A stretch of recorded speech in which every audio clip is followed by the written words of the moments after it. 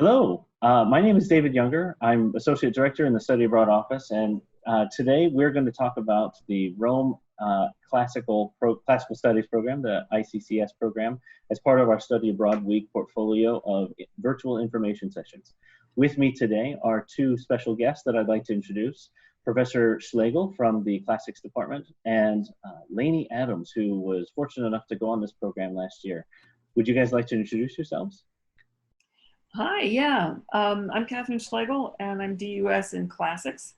And I would like just to encourage you to think about this program. It's kind of a wonderful thing. So that's all I've got to say. You can find me anytime you like, at least on Zoom for now, in the Classics department. Yes, and hello, my name is Lainey Adams. I'm a senior living in Baden Hall, and I'm a Classics and Anthropology double major. Yeah, I would also like to recommend this program to anyone who's interested in joining and seeing what classical Rome is about. Great, thank you. So we're going to talk a little bit about program information now, just so that people are aware. This program is located in Rome, Italy. Generally, 1 or 2 students per semester from Notre Dame participate in the program, but the program itself can be up to 35 students in size. Sometimes it varies, but up to 35 students in size. This program is a consortium-run program, but it is primarily managed by Duke University. And so you might meet other American students from all over the country who are participating in this, from obviously Duke or Notre Dame, but also other American institutions from Columbia to USC and anywhere in between. The eligibility for the program is a minimum 3.0 GPA and at least 2 semesters of Latin or Ancient Greek or both. Generally, from semester to semester, the program calendar runs very similarly to a stereotypical Notre Dame semester, meaning that in the fall it will start in late August and run to mid-December, and in spring it will run from January to mid-May. Talking briefly about the academics of the program, it is a comprehensive classical studies program. So students who go on this program will take, actually through Duke, a 9-credit course. Notre Dame divides it into 2 4.5-credit courses, but this course is called the Ancient City course. Part of it deals with politics, society, and culture, and another part deals with art and architecture. I'm not going to go too deep into this because I have other experts on the recording here with me. But throughout this program, you'll be able to take intermediate or advanced Latin or Greek, an art history course that will satisfy a university requirement, beginning Italian, as well as a conservation course. So I'm going to pass it over to Professor Schlegel to talk about how this course can accelerate your classics degree, as well as what you can do afterwards with an experience like this. And then I'll pass it to Lainey Adams to talk about what her experience in the classes were like. Yeah, the big Ancient City course will give you a whopping 9 credits. So that's 3 courses already towards the major if you happen to be a classics or a classical civ major. And then we count the Latin and Greek courses exactly as we would our own. So 1 semester is 1 semester, it's the same. So it gives you a big bump if you happen to be a classics major. It also is a really good way to introduce yourself to how interdisciplinary classics is as a field. And partly that's from living in Rome, but the ancient Rome city teaches you that it's to do classics, it's good to have languages, but you need also some history, some art history, archaeology. All of that sort of piles into this study of the city of Rome. And what I like about this course is it basically makes the city into your textbook.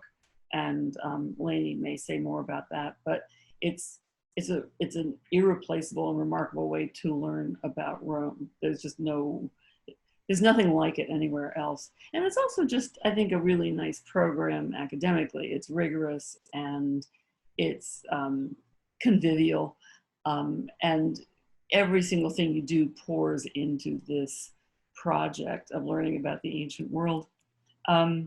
Also, students who go to this course sometimes learn that they do not want to be classics majors, and sometimes they learn they do. But whichever way it goes, they are still talking about it 15 years later. We got some little testimonials from former students going back 20 years, and a good number of them went on this program and talked about how they still think about this semester course in Rome.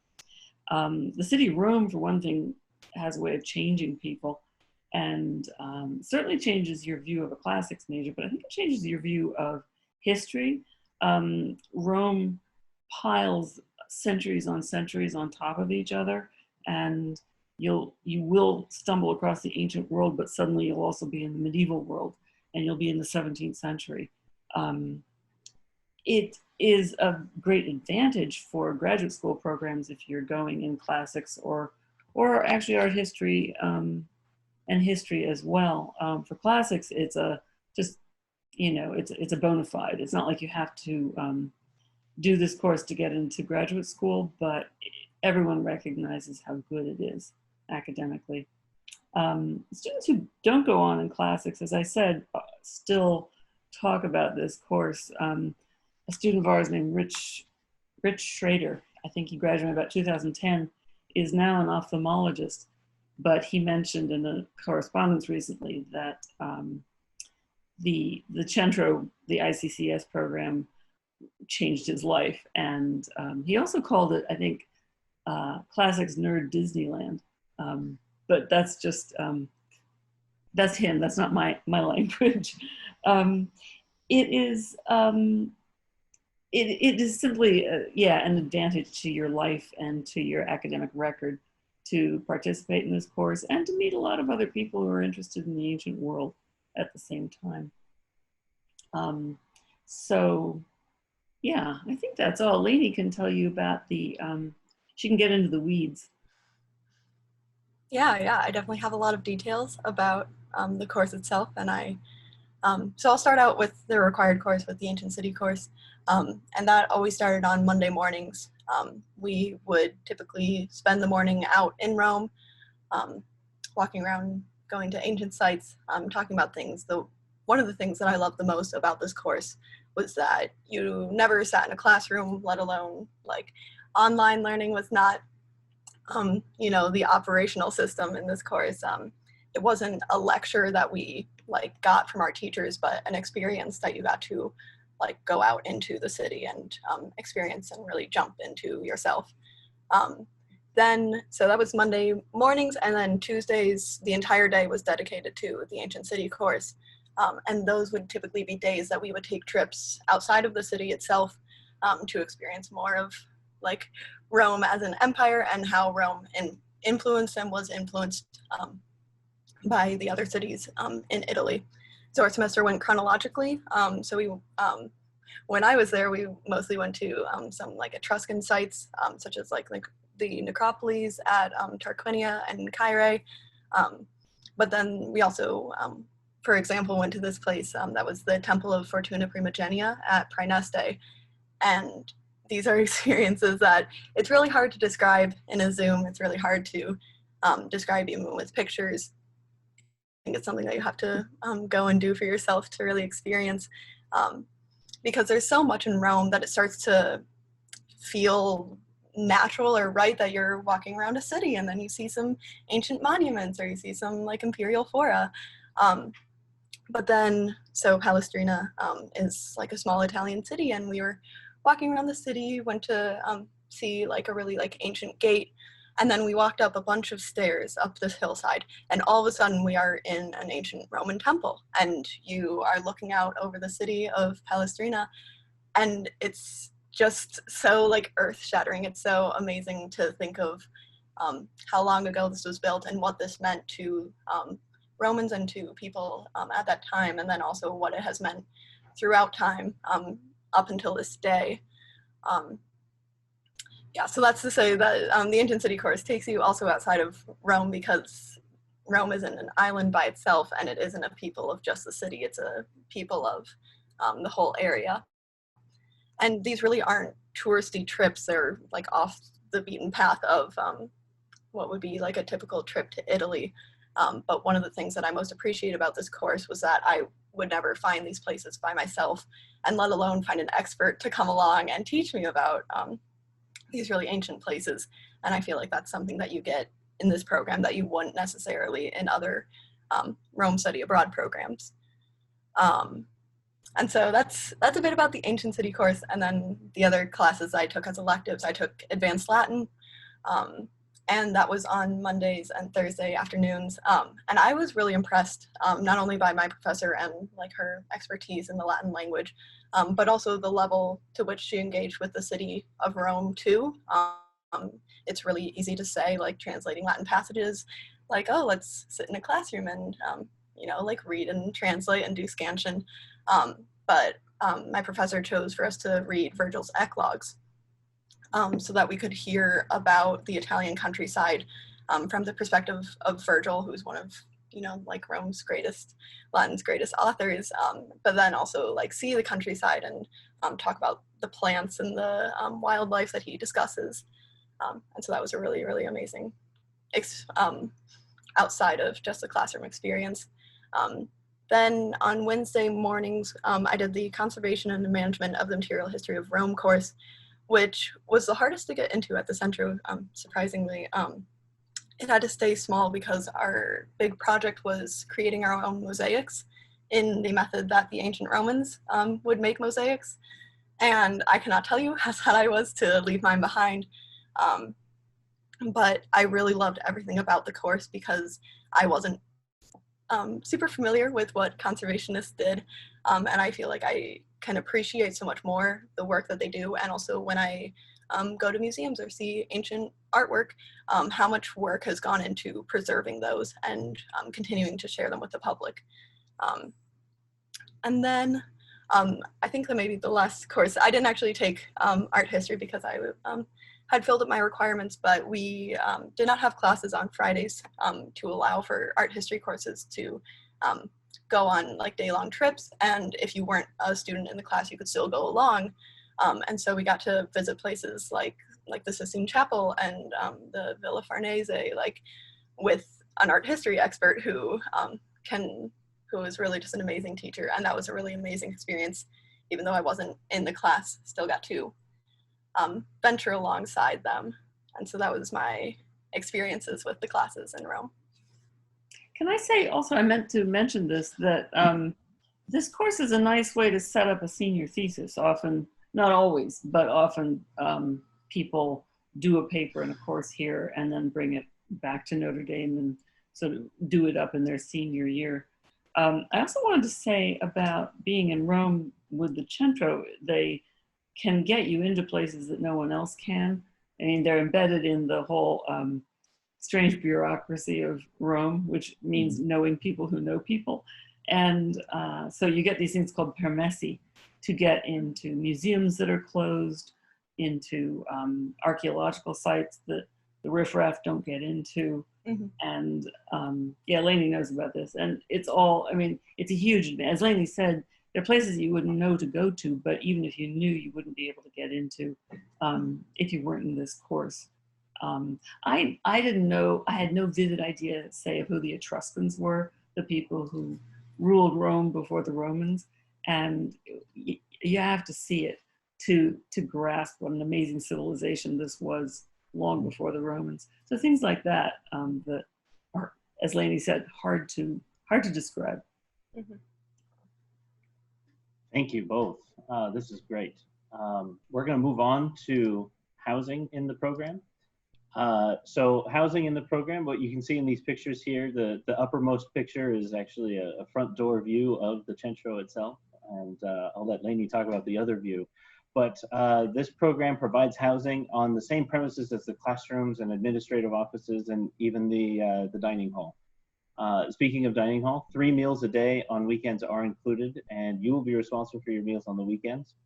To help cover for those costs, a stipend is provided by Notre Dame International to help partially defray some of those living expenses.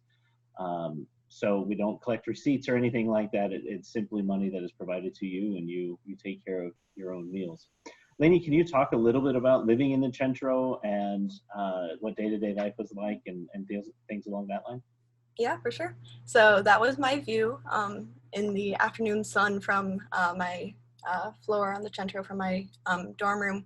And so it was similar to Notre Dame, where there are singles and doubles on the premises, and same amenities, the typical kind of dorm room experience, except for instead of leaving the building to go to your Latin class, you walk down the stairs and sit in the classroom, or for your conservation class, you just walk right upstairs and you're already there. So I love the food. I could talk about the food for an entire presentation by itself. I still dream about it. Everything that you've heard about Italian food, imagine that, but it's especially made like by a group of people who really deeply care about you, who really like want you to enjoy their food, and it's made fresh and provided for you 3 times per day. So the breakfasts normally had like a continental aspect, but then a like main course that was hot, so like eggs or French toast, stuff like that for breakfast. And then lunches were typically like just only 2 courses. Keep it light for lunch. Just, you know, like the best soup that you've ever had and maybe a pasta dish. And then dinners were, you know, the main course, and that was where there would be a like protein course, a pasta course, and then freshly made desserts. And so the food itself was amazing.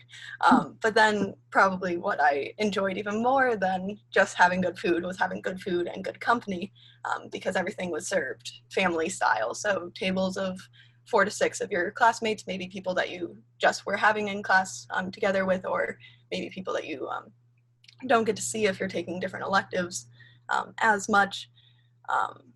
But then, yeah, it was really amazing being able to like share all these meals. And then also after you've had the homemade gelato from the Centro, then you get to go and walk around the city and be like, oh, I have an allowance that allows me to spend a lot of money on gelato every day of the week. And so, yeah, so I think that also exploring the city, so living in the Centro was great, but then having like such quick access to different places around the city and being able to make really close friends that you're living in community with, like the Notre Dame dorm, except for they're also, you know, in your major, and you already have like a lot of classes that you share with them. And it was really amazing being able to like bond over your shared interest, because presumably all the people who are in this program are interested in classics. So it was really amazing. I was like, one example was the first weekend, it was Sunday and we'd been there for maybe 3 days, and the Vatican was free to just walk around the museum. And so me and my friends were like, oh, let's head over there. And I knew from the second we walked into the ancient Greek and Roman portion, and we saw the Prima Porta Augustus, which was a picture on one of the first slides.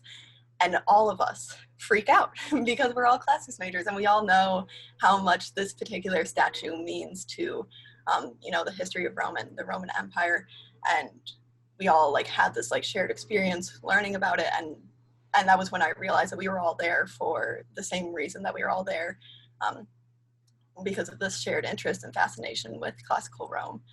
And that was something that I really, really enjoyed about the program. I made some really, really close friends there and managed to stay in touch despite learning remotely. But that was definitely one of like the great experiences of being able to spend so much time together while we were in Rome. This is really helpful. Thank you, Lainey.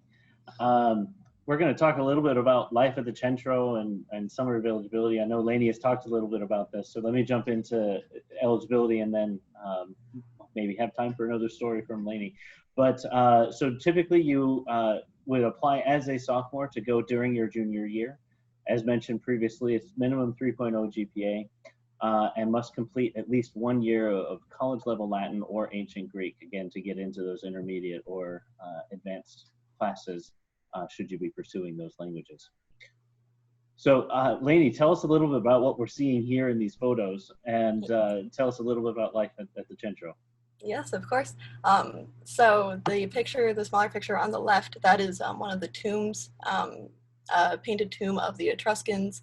I'm actually trying to, it's a dining party, I know, and I'm trying to think of the name of the tomb itself. It's escaping me. But anyway, so this was a really amazing experience because, so this is the original tomb and it's in a museum and it's set up where, in, you know, perfect conditions to keep it preserved so that people in the future will be able to also visit this tomb. But then it was really cool that we went to like the tomb site in Tarquinia and were able to go and visit perfect replicas that were in the exact spot where it had been found. So you walk down a set of stairs and there's a light that turns on for 30 seconds at a time and you're able to experience more of what the tomb was like. And that was a super, super cool experience. And then of course, this is one of the best known bronze statues left in ancient Rome. It's of Marcus Aurelius. And the reason that it survived is because the Christians in later Rome thought that it was a statue of Constantine. It's the only equestrian statue left in Rome. And it was preserved because they're like, oh, the great Christian Roman emperor. And then later historians were like, no, this is definitely Marcus Aurelius. And there's a funny story, me and my friends, actually on the same day that we were visiting the Vatican, we were walking around and we saw like a statue on top of a building. And we were like, oh, that's cool. Like, what if we walk towards it? And then we walk up and then all of a sudden we're in this square and in the center is a replica of the statue. And we all go, oh my gosh, this is the Marcus Aurelius equestrian statue. This is amazing. And then we turned left and it's the Musei Capitolini. And we're like, oh, the Capitoline Museum. Yeah, that would make sense why they would have that here. And so they have a smaller replica in front of the statue. And then once you go inside the museum, which we did for class, I think twice already in the time that we were there, and then you get to see the statue itself and you get to experience one of like the greatest preserved statues from ancient Rome. It melted them down, the bronze statues, right? Yes. Yes. Sorry, I could have explained why there aren't other equestrian statues. It's because bronze is very valuable and easily melted down. And so every other equestrian statue, and we know that there were a lot of them, have been melted down. But wow. This one survives. Great stories. Thank you, Lainey. So hopefully in the discussion of our program today, we've caught your interest for the program. I want to tell you that our application deadline is November 1st. So at 11:59 p.m. on November 1st is when our applications will close. You can apply through our website at studyabroad.nd.edu. Simply click on the programs page, go to the Rome Classics page, or the Rome ICCS page as it's listed. There's plenty of other information that we did not share today on those pages there. So please take a moment to browse through our website and see those pages. Also, if you are planning on applying to this, remember that you need to get your DUS approval as well as your advising dean approval. I would suggest that you start looking into that in early or mid-September at the latest and get those appointments scheduled so that you're on their calendars. Their advising schedules tend to fill up rather quickly. So make sure that you do that. Finally, I want to leave you with contact information. So again, my name is David Younger. I'm the Associate Director of Study Abroad in Notre Dame International. And if you want to schedule an appointment with me to talk about the program, that would be perfectly fine. Visit studyabroad.nd.edu for that as well. We're taking all of our appointments via Zoom right now, but some of us are also coming into the office in the afternoons.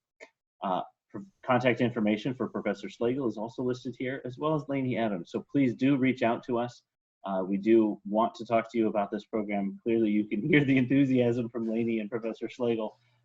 And then finally, one final note, please do follow us on social media as well. Our handles are listed there on the screen.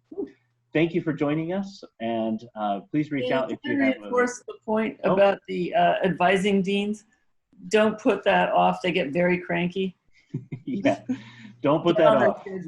Make sure that you reach out in September if you can to get those meetings scheduled. So again, thank you for joining us, and we will see you soon.